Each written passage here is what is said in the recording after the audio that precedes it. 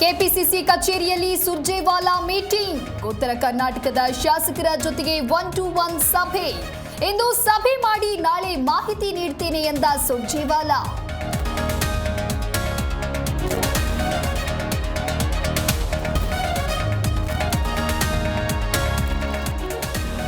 ರಾಜ್ಯಕ್ಕೆ ಸುರ್ಜೇವಾಲಾ ವಿನಾಕಾರಣ ಬರಲ್ಲ. ಸಿಎಂ ಸ್ಥಾನದ ಬಗ್ಗೆ ಏನೋ ಅಜೆಂಡಾ ಇರುತ್ತೆ. ಶಿವಮೊಗ್ಗದಲ್ಲಿ ಬಿವೈ ವಿಜಯೇಂದ್ರ ಹೊಸ ಬಾಂಬ್.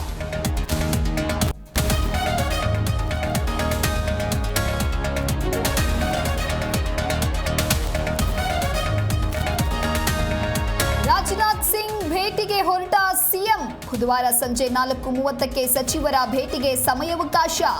ದಸರಾ ವೈಮಾನಿಕ ಪ್ರದರ್ಶನದ ಬಗ್ಗೆ ಚರ್ಚೆ.